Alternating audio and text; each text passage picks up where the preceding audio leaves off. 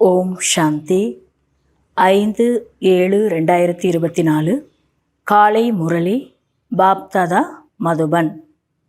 சிவபகவானின் மகாவாக்கியம்: இனிமையான குழந்தைகளே, நினைவின் மூலம்தான் பேட்டரி சார்ஜ் ஆகிறது, சக்தி கிடைக்கிறது, ஆத்மா சதோ பிரதானம் ஆகிறது. எனவே நினைவு யாத்திரையில் விசேஷமாக கவனம் கொடுக்கவும். கேள்வி: எந்த குழந்தைகளின் அன்பு ஒரு தந்தையின் மீது உள்ளதோ அவர்களின் அடையாளம் என்னவாக இருக்கும்? பதில்: முதல் பாயிண்ட், ஒரு பாபாவிடம் அன்பு இருக்குமானால் பாபாவின் பார்வை அவர்களை தூய்மையாக்கி விடுகிறது. இரண்டாவது பாயிண்ட், அவர்கள் முழுமையான நஷ்ட மோகாவாக இருப்பார்கள், அதாவது பற்றற்றவர்களாக இருப்பார்கள்.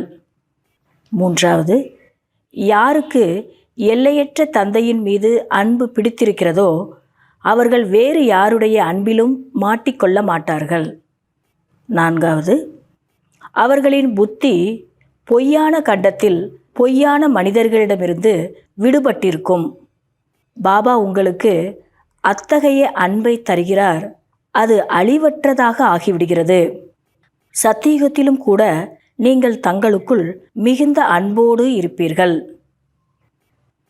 ஓம் சாந்தி. எல்லையற்ற தந்தையின் அன்பு இப்பொழுது ஒரு தடவை மட்டுமே குழந்தைகளாகிய உங்களுக்கு கிடைக்கிறது. பக்தியிலும் கூட மிகுந்த அன்போடு நினைவு செய்தீர்கள். பாபா, உங்களுடைய அன்பு கிடைத்தால் போதும், தாயும் நீயே, தந்தையும் நீங்களே, அனைத்தும் நீங்களே என்று கூறி பக்தியில் நினைவு செய்தீர்கள். ஒருவரிடம் இருந்துதான் அரை கல்பத்திற்கு அன்பு கிடைக்கிறது. உங்களுடைய இந்த ஆன்மீக அன்பின் மகிமை அளவு கடந்தது. தந்தைதான் குழந்தைகளாகிய உங்களை சாந்தி தாமத்திற்கு எஜமானர் ஆக்குகிறார். இப்பொழுது நீங்கள் துக்கதாமத்தில் இருக்கிறீர்கள். அசாந்தி மற்றும் துக்கத்தில் அனைவரும் கதறுகிறார்கள். ஆதரவளிப்பவர் யாரும் இல்லை. ஆகையால் பக்தி மார்க்கத்திலிருந்து நினைவு செய்கின்றனர். ஆனால் விதிமுறைப்படி பக்தியின் சமயமும் அரை கல்பம் நடைபெறும். பாபா உள்ளுக்குள் இருப்பதையெல்லாம் அறிந்து கொள்பவர் கிடையாது. தந்தைக்கு அனைவரின் மனதின் விஷயங்களை அறிந்து கொள்ள வேண்டிய அவசியம் எதுவும் இல்லை. அதற்காக தாட் ரீடர் இருக்கிறார்கள், அதாவது மனதின் எண்ணங்களை அறிபவர்கள்.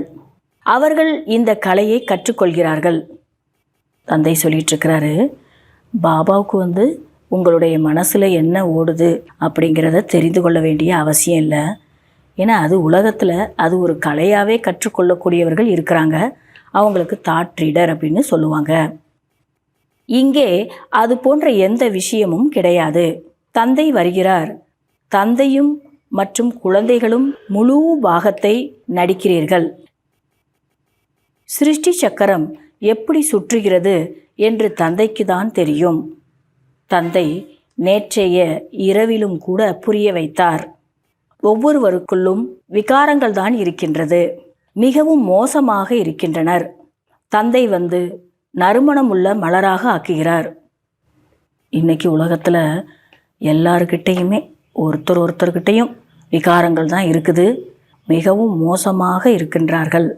இப்போ பாபா நம்மளை நறுமணமுள்ள மலராக ஆக்குகிறார். தந்தையின் அன்பு குழந்தைகளுக்கு ஒரு தடவை தான் கிடைக்கிறது. இது அழியாததாக ஆகின்றது. அங்கே சத்தியுகத்திலும் நீங்கள் ஒருவர் மற்றவர் மீது மிகுந்த அன்பு செலுத்துவீர்கள். இப்போது நீங்கள் மோகத்தை வென்றவர்களாக ஆகிக் கொண்டிருக்கிறீர்கள். சத்தியுக ராஜ்யத்தை மோகஜீத், அதாவது பற்றுகளை விடுத்த ராஜா, ராணி மற்றும் பிரஜைகளின் ராஜ்யம் என சொல்லப்படுகின்றது. அங்கு ஒருபோதும் யாரும் அழமாட்டார்கள். துக்கத்தின் பெயரே இருக்காது. குழந்தைகள் தெரிந்துள்ளீர்கள், பாரதத்தில் ஆரோக்கியம், செல்வம் மற்றும் மகிழ்ச்சி இருந்தது என்று. அதாவது தந்தை சொல்லிட்டு இருக்கிறாரு, சத்தியுகத்தில் மோகஜித் ராஜாக்கள் தான், அங்கே இருக்கிறவங்க அனைவருமே மோகஜித்தாக தான் இருப்பாங்க. அதனால தான் மோகஜீத் பற்றுதலை விடுத்தவர்கள், பற்றுதலிலிருந்து விடுபட்டவர்கள் அப்படின்னு சொல்ல முடியுது. இன்னும் சொல்லப்போனால் எந்த ஒரு விஷயத்திற்கும் சத்தியுகத்தில் யாரும் அழமாட்டாங்க.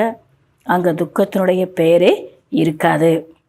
அவ்வளோ ஆரோக்கியம், செல்வம், மகிழ்ச்சி நிறைந்ததாக பாரதம் இருந்தது அப்படின்னு குழந்தைகளுக்கு தெரிந்துள்ளது அப்படின்னு தந்தை சொல்லிகிட்ருக்கிறார். ஆனால் இப்பொழுதோ அது இல்லை. ஏனென்றால் இப்பொழுது ராவண ராஜ்யம். இதில் அனைவரும் துக்கம் அனுபவிக்கிறார்கள். எனவே தந்தையை நினைவு செய்கிறார்கள். தந்தையே, இங்கு சுகம், சாந்தி கொடுங்கள், இரக்கம் காட்டுங்கள் என்று. எல்லையற்ற தந்தை இரக்க மனம் உள்ளவர். ராவணன் இரக்க மனமற்றவன், துக்கத்திற்கான வழி சொல்லுபவன். அனைத்து மனிதர்களும் துக்கத்தின் வழிப்படி நடந்து கொண்டு உள்ளார்கள். ராவணன் இரக்கமற்றவன், துக்கத்துக்கு தான் வழி சொல்லுவான். இன்றைக்கி ஒவ்வொரு மனிதர்கள் கூட துக்கத்தினுடைய வழிப்படி தான் நடந்து கொண்டு இருக்கிறார்கள் அப்படின்னு தந்தை சொல்லிக்கிட்டு இருக்கிறாரு. அனைத்தையும் விட பெரியதிலும் பெரிய துக்கம் தரக்கூடியது காம விகாரம். ஆகையால் தந்தை கூறுகிறார், இனிமேலும் இனிமையான குழந்தைகளே, காம விகாரத்தின் மீது வெற்றி அடையுங்கள். அப்பொழுதுதான் உலகத்தின் மீதும் வெற்றி பெறலாம். இந்த லக்ஷ்மி நாராயணரை உலகத்தை வென்றவர்கள் என்று சொல்ல முடியும் இல்லையா? உங்கள் முன்னால் குறிக்கோள் உள்ளது. கோயில்களுக்கு செல்கிறார்கள், ஆனால் அவர்களின் வாழ்க்கை வரலாறு எதுவும் தெரியாது. தேவிகளுக்கு பூஜை செய்கிறார்கள், அதை உருவாக்கி நன்கு அலங்கரித்து பிரசாதம் முதலானவை வைக்கின்றார்கள். ஆனால் அந்த தேவிகள் எதையும் சாப்பிடுவதில்லை. பிராமணர்கள் தான் சாப்பிட்டு விடுகின்றனர். படைத்து பிறகு பாலனை செய்து அழித்து விடுகிறார்கள். சத்தியுகத்தில் இந்த விஷயங்கள் இருப்பதில்லை. இந்த அனைத்து பழக்க வழக்கங்களும் கலியுகத்தில்தான் வெளிப்படுகின்றன. சிருஷ்டியின் ஆரம்பத்தில் முதல் நம்பர் என ஸ்ரீ கிருஷ்ணர் அழைக்கப்படுகிறார். அதனால்தான் ஸ்ரீ கிருஷ்ணர் மீது அனைவரும் அன்பு செலுத்துகின்றனர். இவர்தான் ஷியாம் சுந்தர் என்றும் அழைக்கப்படுகிறார். இந்த சக்கரம் சுற்றி கொண்டே உள்ளது. சமுத்திரத்தின் கீழே சென்றுவிட்டது என்பதெல்லாம் கிடையாது. இந்த சக்கரத்தை பற்றி அறிந்து கொள்வதால் நீங்கள் சக்கரவர்த்தி மகாராஜா, மகாராணியாக, உலகத்தின் எஜமானர்களாக ஆகிறீர்கள். இனிமையான தந்தை சிவத்தந்தைதான். அவரையும் நீங்கள் மறந்துவிட்டீர்கள். அனைவரை காட்டிலும் இனிமையான தந்தை அல்லவா? மற்றபடி ராவண ராஜ்யத்தில் அனைவரும் துக்கமே தருகின்றனர் இல்லையா? தந்தை மட்டும்தான் இனிமையானவர், நம்மையும் இனிமையாக மாற்றுகிறார். மற்றபடி இந்த ராவண உலகத்தில் அனைவரும் துக்கம்தான் தருகின்றார்கள். அதனால் எல்லையற்ற தந்தையை அனைவருமே நினைவு செய்கின்றனர். துக்கத்தில் இருப்பதன் காரணமாக எல்லையற்ற அப்பாவை அனைவருமே நினைவு செய்கின்றனர். அவருடைய நினைவில் அன்பு கண்ணீர் கூட விடுகின்றனர். ஹே மணவாளனே, எப்போது மணமகள்களாக இருக்கக்கூடிய எங்கள் அனைவரையும் சந்திப்பீர்கள்? இப்படிலாம் சொல்லி அவரை நினைவு செய்கிறாங்க. ஏனென்றால் நீங்கள் அனைவருமே பக்தைகள். பக்தைகளின் பதி பகவான் ஆவார்.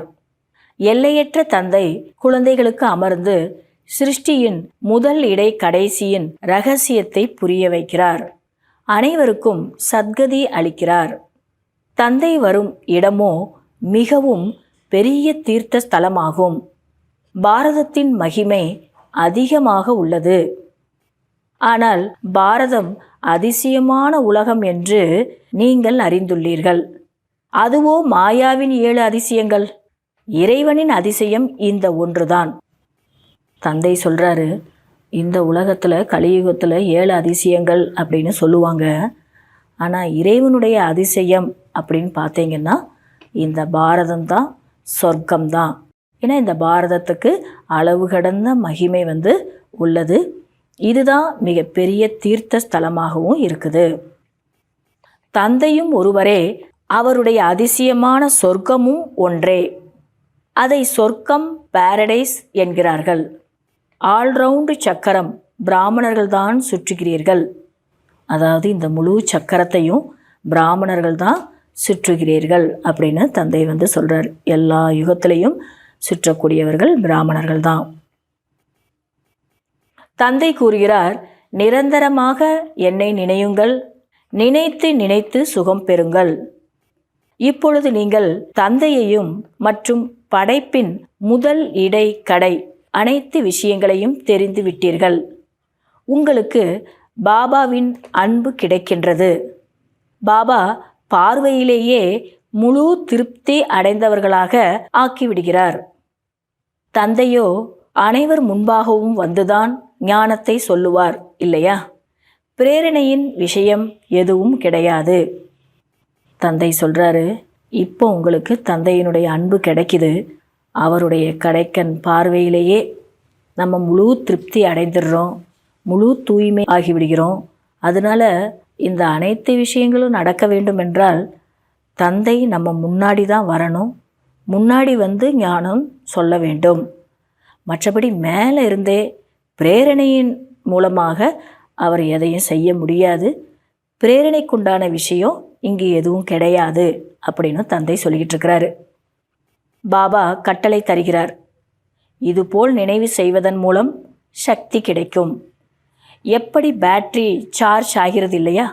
இப்போது சர்வசக்திவான் பாபாவிடம் புத்தியின் தொடர்பை ஈடுபடுத்துவதன் மூலம் நீங்கள் தமோ பிரதானத்திலிருந்து சதோ பிரதானம் ஆகிவிடலாம்.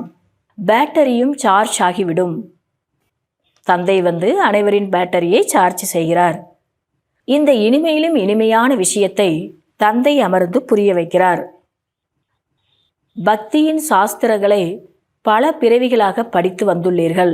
இப்பொழுது தந்தை அனைத்து தர்மத்தினருக்காக ஒரு விஷயத்தை சொல்கிறார். தன்னை ஆத்மா என்று உணர்ந்து தந்தையை நினைவு செய்தால் உங்களுடைய பாவம் அழிந்துவிடும். இப்பொழுது நினைவு செய்வது குழந்தைகளாகிய உங்களுடைய வேலையாகும். இதில் குழப்பமடைய வேண்டிய விஷயம் ஏதுமில்லை. பதித்த பாவனர் ஒரு தந்தைதான். பிறகு தூய்மையாகி அனைவரும் வீட்டிற்கு சென்று விடுவார்கள். அனைவருக்காகவும் இந்த ஞானம் உள்ளது. இது சகஜ ராஜயோகம் மற்றும் சகஜ ஞானமாகும். நல்லது. இனிமேலும் இனிமையான காணாமல் போய் கண்டெடுக்கப்பட்ட செல்ல குழந்தைகளுக்கு தாயும் தந்தையும் ஆகிய பாப்தாதாவின் அன்பு நினைவுகள் மற்றும் காலை வணக்கம். கடைபிடிக்க வேண்டிய முக்கிய சாராம்சம். முதல் பாயிண்ட்டு, சர்வசக்திவான் தந்தையிடம் தனது புத்தியோகத்தை ஈடுபடுத்தி பேட்டரியை சார்ஜ் செய்து கொள்ள வேண்டும். ஆத்மாவை சதோ பிரதானமாக ஆக்க வேண்டும். நினைவு யாத்திரையில் ஒருபொழுதும் குழப்பம் அடையக்கூடாது. இரண்டாவது, படிப்பை படித்து தன்மீது தானே இரக்கம் காட்டிக்கொள்ள வேண்டும். பாபாவிற்கு சமமாக அன்பு கடலாக ஆக வேண்டும். எப்படி பாபாவின் அன்பு அழியாததாக உள்ளதோ அதுபோல் அனைவரிடமும் அழியாத உண்மையான அன்பு வைக்க வேண்டும். மோகத்தை வென்றவராக ஆக வேண்டும். வரதானம். உணரும் சக்தி மூலம் இனிமையான அனுபவம் செய்யக்கூடிய சதா சக்திசாலி ஆத்மா ஆகுங்கள். இந்த உணரும் சக்தியானது மிக இனிமையான அனுபவத்தை ஏற்படுத்துகிறது. சில நேரம் தன்னை தந்தையின் கண்ணின் மணியான ஆத்மா, அதாவது கண்களில் கலந்திருக்கும் சிரேஷ்ட பிந்து என்று உணருங்கள். சில நேரம் நெற்றியில் ஜொலிக்கும் நெற்றி மணியாக உணருங்கள்.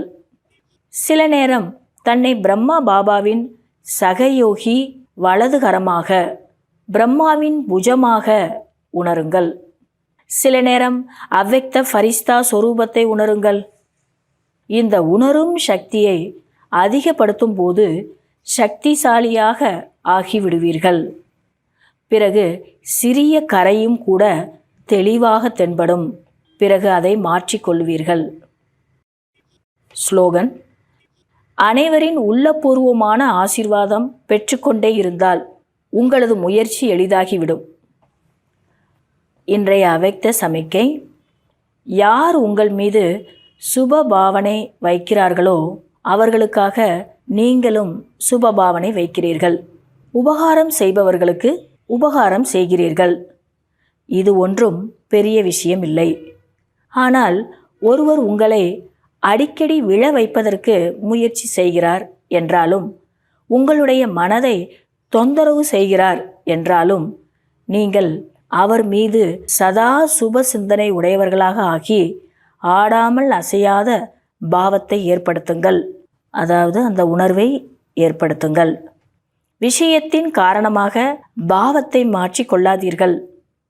ஒருவர் அபகாரம் செய்தாலும் நீங்கள் அந்த அபகாரத்தை உபகாரமாக மாற்றிவிடுங்கள். அப்பொழுதுதான் அதிசயம். நல்லது. ஓம் சாந்தி.